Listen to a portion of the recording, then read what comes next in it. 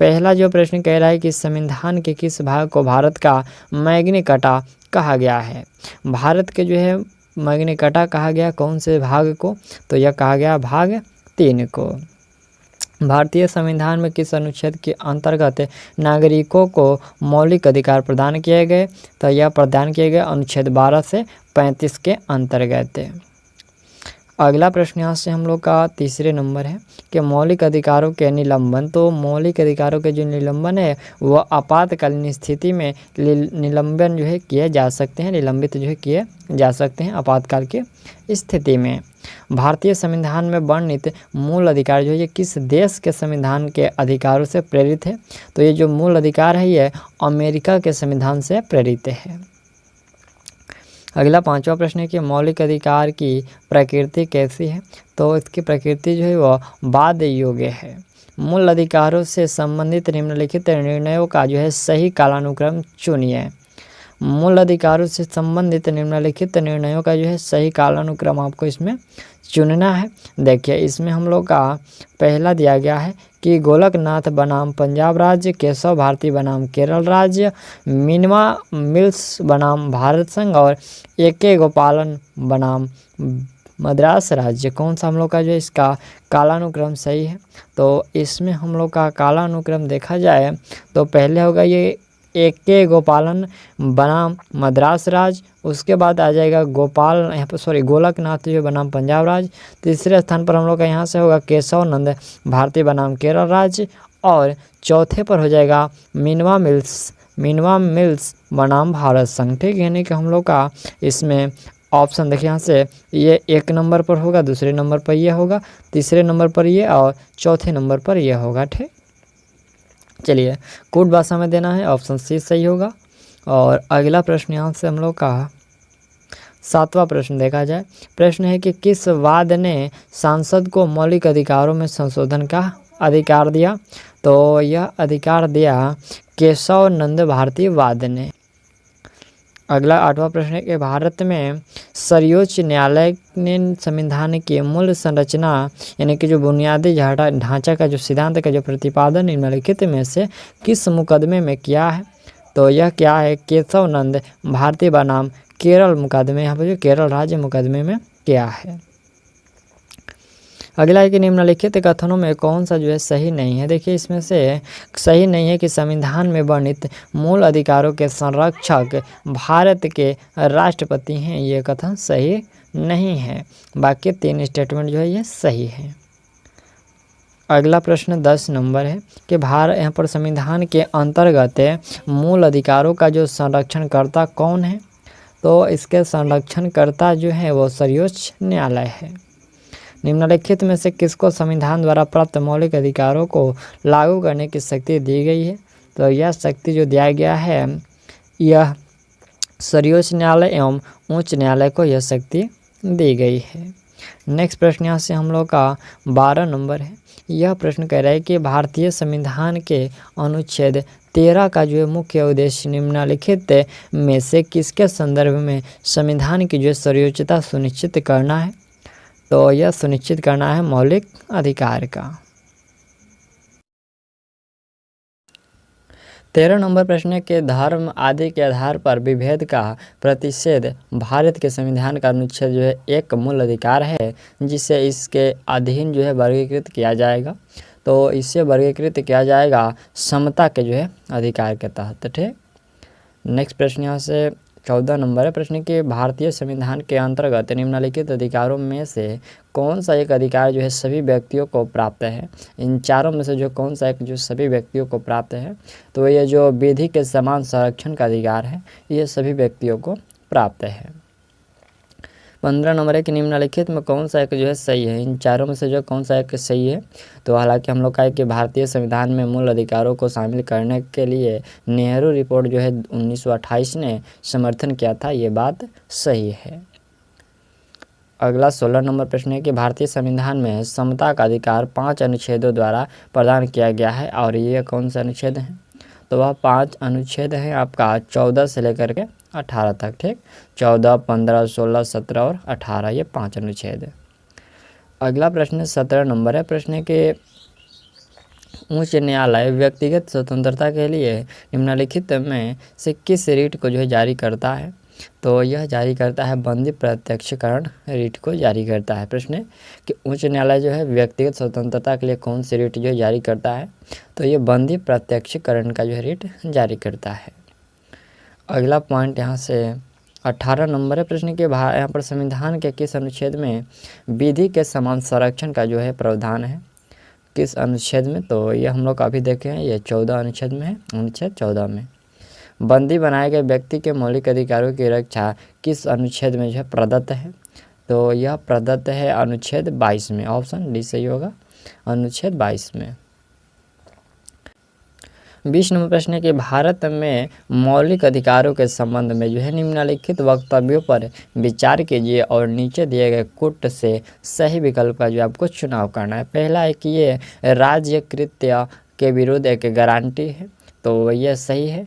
फिर कह रहा है कि ये जो संविधान के भाग 3 में सूचीबद्ध, ये भी आपका सही है। और यहाँ से जो ऑप्शन 3 और 4 है ये गलत है। ठीक, बस आपको यही दोनों सही है। कूट भाषा में देना है तो कूट भाषा में आप लोग जो ऑप्शन ए और बी को दे दीजिएगा। अगला प्रश्न यहाँ से 21 नंबर है। यह प्रश्न करे कि भारत के संविधान में शोषण के विरुद्ध अधिकार के अंतर्गत निम्नलिखित में कौन से शामिल है? शोषण के विरुद्ध अधिकार में जो अंतर्गत इसके कौन से शामिल होते हैं? तो इसमें आपका मानव देह का व्यापार और बंधुआ मजदूरी इनके जो है बेगारी का जो है निषेध है, और कारखानों और जो है खदानों में बच्चों के नियोजन का जो है निषेध है। इसमें हम लोग का ऑप्शन ए और सी और ए और जो है यहाँ पर जो 1 और 4 है ये दोनों सही है। 3 और जो 2 और 3 जो है ये गलत है। ठीक, चलिए अगला इसमें कुट भाषा में देना है तो कुट भाषा में ऑप्शन हम लोग के यहाँ से सी होगा।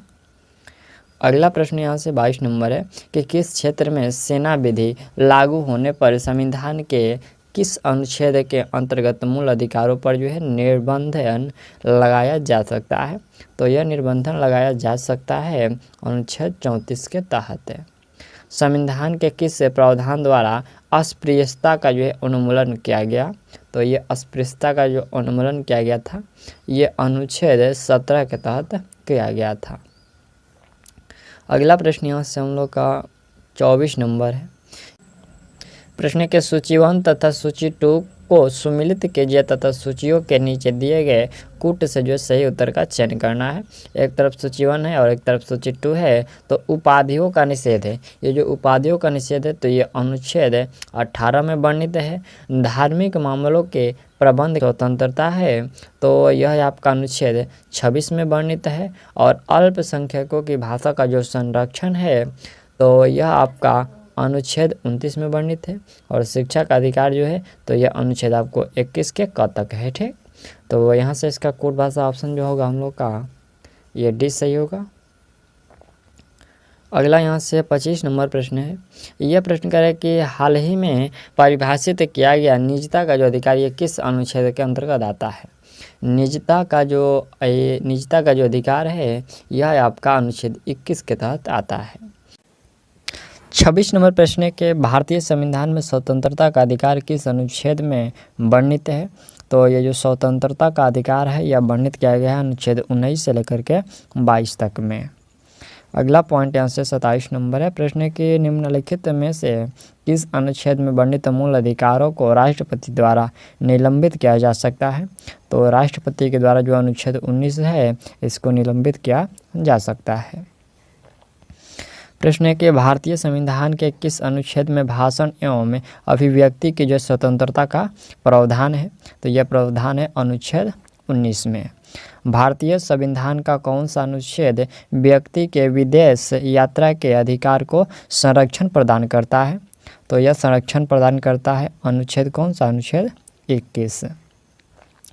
अगला पॉइंट यहाँ से हम लोग का 30 नंबर है।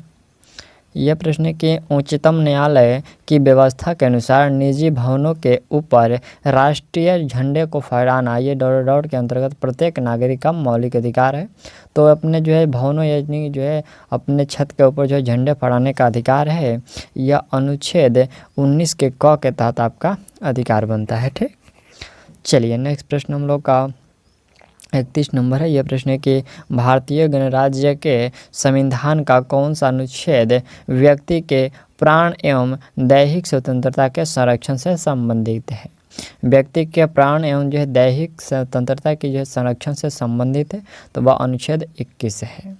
भारत में अस्पृश्यता का निवारण निम्न में से किन उपायों के द्वारा किया जा सकता है। किन उपायों के द्वारा किया जा सकता है, तो यह आपका कानून बनाकर, शिक्षा की उन्नति करके और जन जागरण के द्वारा, इन तीनों के द्वारा, यानी कि ऑप्शन हम लोग का ए सही होगा कि भारत में जो अस्पृश्यता का निवारण किया जा सकता है। अगला प्रश्न है कि संपत्ति के मौलिक अधिकार को कब समाप्त कर दिया गया। संपत्ति के जो मौलिक अधिकार को ये समाप्त कर दिया गया था 1978 में 44वें संविधान संशोधन के तहत। नेक्स्ट प्रश्न है 34 नंबर है, भारतीय संविधान द्वारा प्रदत्त निम्न में से कौन सा जो अधिकार गैर नागरिकों को भी उपलब्ध है। गैर नागरिकों को याद रखिएगा, ये जो संवैधानिक निराकरण का जो अधिकार है ये गैर नागरिकों को भी प्राप्त है। नेक्स्ट प्रश्न के निम्नलिखित में से कौन सा मूल अधिकार भारतीय संविधान में गैर नागरिकों को नहीं दिया गया। देखिए गैर नागरिकों को नहीं दिया गया है, वह सूचना का अधिकार गैर नागरिकों को नहीं दिया गया है। नेक्स्ट प्रश्न यहाँ से हम लोग का 36 नंबर प्रश्न है। यह प्रश्न के निम्नलिखित में से कौन सा कृत्य संविधान के अनुच्छेद 21 के दायरे में नहीं आता है। कौन सा जो है अनुच्छेद 21 के दायरे में नहीं आता है, तो यहाँ पर जो मृत्यु दंड है ये 21 के दायरे में नहीं आता है, बाकी जो 3 है ये आता है। अगला प्रश्न है कि उन मौलिक अधिकारों का चयन कीजिए जो भारतीय नागरिकों को प्राप्त है परंतु गैर नागरिकों को नहीं प्राप्त है, उसका चयन करना है। तो देखिए भारतीय नागरिकों को जो भाषण एवं अभिव्यक्ति की स्वतंत्रता है और साथ ही जो अल्पसंख्यकों के अधिकार की भी स्वतंत्रता है। इसमें हम लोग का ऑप्शन जो ए और सी जो हम लोग का इसमें सही होगा, ऑप्शन ए इसमें आपका करेक्ट है। ठीक, चलिए अगला 38 नंबर है कि निम्न में से कौन सा भारतीय संविधान में निहित समानता के मौलिक अधिकार से संबंधित, यहाँ पर जो सम्मिलित नहीं है। भारतीय संविधान में निहित जो समानता के मौलिक अधिकार में सम्मिलित नहीं है, तो यह आर्थिक जो समानता यह सम्मिलित नहीं किया गया है। 39 नंबर प्रश्न के सूची 1 को सूची 2 के साथ जो आपको सम्मिलित कीजिए तथा सूचियों के नीचे दे दिए गए कूट से आपको सही उत्तर का चयन करना है। एक तरफ रीट है और दूसरी तरफ उसका अर्थ है, तो यहाँ पर जो बंदी प्रत्यक्षीकरण है इसका अर्थ होता है कि व्यक्ति को जो है शारीरिक, यहाँ पर व्यक्ति को शारीरिक उपस्थिति करना, और ये जो परमादेश है तो इसका मतलब होता है हम आदेश देते हैं, और प्रतिषेध का मतलब होता है कि माना करना, और उत्प्रेक्षण का मतलब क्या होता है, उत्प्रेक्षण का मतलब जो है मांग लेना, और अधिकार परीक्षा का जो मतलब होता है वह किसी अधिकार से होता है। ठीक, तो इसका मिलान आप लोग देख लीजिए और कूट भाषा में देना है। तो इसमें हम लोग का कूट भाषा में ऑप्शन जो है सी वाला सही है। अगला पॉइंट आंसर 40 नंबर है। प्रश्न के निम्नलिखित में से कौन सा अधिकार मौलिक अधिकारों से हटाकर एक सामान्य कानूनी अधिकार बना दिया गया। प्रश्न है कि मौलिक अधिकारों से हटाकर एक सामान्य कानूनी अधिकार बना दिया गया, तो ये संपत्ति के अधिकार को बना दिया गया। अगला प्रश्न यहाँ से 41 नंबर है। प्रश्न करें कि निम्नलिखित में से किस आधार पर नागरिक की विचार एवं अभिव्यक्ति की जो स्वतंत्रता पर प्रतिबंध नहीं लगाया जा सकता। यह प्रश्न है कि किस विचार एवं अभिव्यक्ति की जो है स्वतंत्रता पर प्रतिबंध नहीं लगाया जा सकता, तो यह नहीं लगाया जा सकता अवांछनीय आलोचना पर। ठीक, किस पर, किस आधार पर, तो अवांछनीय आलोचना पर। ठीक, अगला प्रश्न 42 नंबर है। स्वतंत्रता के अधिकार के भाग के रूप में निम्नलिखित में से कौन सा बिना हथियार के शांतिपूर्ण ढंग से इकट्ठा होने की जो स्वतंत्रता के अंतर्गत नहीं आता है। तो इसके अंतर्गत जो है ऐसे अधिकारों का घेराव जो अपना कर्तव्य नहीं निभाते हैं, तो इसके लिए जो आप शांतिपूर्ण जो है आंदोलन भी नहीं कर सकते हैं। ठीक, चलिए अगला प्रश्न यहाँ से 43 नंबर है। यह प्रश्न कह रहा है कि जोखिम भरे उद्योगों में बाल श्रम का जो यहाँ पर उपयोग निषिद्ध किया गया है, तो यह निषिद्ध किया गया है आपका उपयुक्त में से सभी, जैसे कि भारत के संविधान में, सर्वोच्च न्यायालय के जो निर्णय के द्वारा और संयुक्त राष्ट्र के चार्टर के द्वारा, सभी के द्वारा जो है बाल श्रम का निषेध किया गया है। 44 नंबर है कि भारतीय संविधान का कौन सा अनुच्छेद बच्चों के शोषण के विरुद्ध अधिकार मौलिक अधिकार से संबंधित है, तो यह अनुच्छेद जो है 24 से संबंधित है। बंधुआ मजदूर उन्मूलन अधिनियम संसद ने जो है कब पारित किया था? तो यह संसद के द्वारा पारित किया गया था वर्ष 1976 में। ऑप्शन बी करेक्ट होगा, वर्ष 1976 में किया गया था। अगला प्रश्न हम लोग का 46 नंबर है कि निम्नलिखित में से कौन जो है सम्मिलित नहीं है? देखिए इसमें से 4 दिया गया है और इन चारों में हम लोग का जो सम्मिलित नहीं है कि ये जो अनुच्छेद 29 है ये शिक्षण संस्थानों की स्थापना और प्रशासन करने का जो है अल्पसंख्यक वर्गों का अधिकार से ये गलत है। बाकी जो 3 है कि अनुच्छेद जो 23 है यह मानव के दुर्व्यापार, यहाँ पर दुर्व्यापार एवं बलात् श्रम का जो प्रतिबंध करता है। 24 कहता है कि कारखानों आदि में जो है बालकों के नियोजन का प्रतिषेध, और 26 कहता है कि धार्मिक कार्यों के प्रबंधन की जो स्वतंत्रता है। ठीक, ऑप्शन इसमें से हम लोग का जो सिर्फ डी गलत था, बाकी 3 सही है। अगला पॉइंट यहाँ से हम लोग का 47 नंबर प्रश्न है। यह प्रश्न है कि संपत्ति का जो अधिकार है ये किस संविधान संशोधन के द्वारा मौलिक कर्तव्यों से पृथक कर दिया गया था? तो यह पृथक किया गया था 44वें संविधान संशोधन जो कि 1978 में हुआ था। इसके तहत इसको हटा दिया गया। अगला पॉइंट है कि अधिकारों को, इसमें थोड़ा सा ऊपर कर लेते हैं। प्रश्न है कि अधिकारों को मूल अधिकार कहा जाता है क्योंकि पहला है कि ये संविधान में उल्लिखित होते हैं, ये प्रजातांत्रिक होते हैं, ये लोक कल्याणकारी होते हैं, ये व्यक्तित्व विकास के लिए आवश्यक होते हैं और संसद इनके विरुद्ध कानून नहीं बना सकती। कौन सा इसमें हम लोग का सही है? तो इसमें हम लोग का सही है कि यह जो होते हैं संविधान में उल्लिखित है और ये व्यक्तित्व विकास के लिए आवश्यक होते हैं और सांसद जो है ये जो है ये सांसद इनके जो है विरुद्ध कानून नहीं बना सकती है। ये 3 हम लोग का सही है, यानी कि कोड भाषा में ऑप्शन यहाँ से हम लोग का सी करेक्ट होगा। अगला प्रश्न 49 नंबर है। प्रश्न कह रहा है कि संविधान के किस अनुच्छेद के अंतर्गत सिखों द्वारा यहाँ पर जो सिखों द्वारा जो है कृपाण धारण करना धार्मिक स्वतंत्रता का अंग माना गया है? ये किस अनुच्छेद में वर्णित किया गया है? तो यह याद रखिएगा, अनुच्छेद 25 में वर्णित किया गया है कि सिखों द्वारा कृपाण धारण करना धार्मिक स्वतंत्रता है। अगला प्रश्न है 50 नंबर। यह प्रश्न कर रहा है कि यहाँ पर धार्मिक स्वतंत्रता के अधिकार के प्रावधान के अंतर्गत सम्मिलित है। क्या क्या इसके अंतर्गत सम्मिलित है? तो इसमें हम लोग का धर्म का प्रचार करने का जो अधिकार है बिल्कुल है। सिखों को कृपाण धारण करने एवं रखने का जो अधिकार है ये भी सही है। और एक है हम लोग का राज्यों को समाज सुधार विधि निर्माण का अधिकार। ये सभी जो प्रधान धार्मिक स्वतंत्रता के अधिकार के प्रधान है। ये जो धार्मिक निकायों का जो लोगों का धर्म परिवर्तन कराने का यह अधिकार किसी के पास नहीं है, ये किसी भी संविधान में नहीं लिखा गया है। ठीक, चलिए अब इसमें हम लोग का ऑप्शन जो है कोड भाषा में सी होगा और ऑप्शन ए होगा, सी नहीं होगा, ऑप्शन ए होगा। इसमें जो तीनों दिया गया है तो 1 2 3 है। चलिए अगला प्रश्न 51 नंबर है कि भारतीय संविधान का कौन सा अनुच्छेद अल्पसंख्यकों को अपनी पसंद के शिक्षण संस्थाओं को स्थापित एवं संचालित करने का अधिकार को संरक्षण प्रदान है? ये किस अनुच्छेद के अंतर्गत अल्पसंख्यकों को अपनी पसंद के शिक्षण संस्थानों को स्थापित करने एवं संचालित करने का अधिकार है? तो यह याद रखिएगा, ये अनुच्छेद 30 में वर्णित है। अगला प्रश्न है कह रहा है कि भारत में रहने वाला ब्रिटिश नागरिक दावा नहीं कर सकता है, तो वह व्यापार और व्यवसाय की स्वतंत्रता के अधिकार का वह दावा नहीं कर सकता है, भारत में रहने वाला ब्रिटिश नागरिक।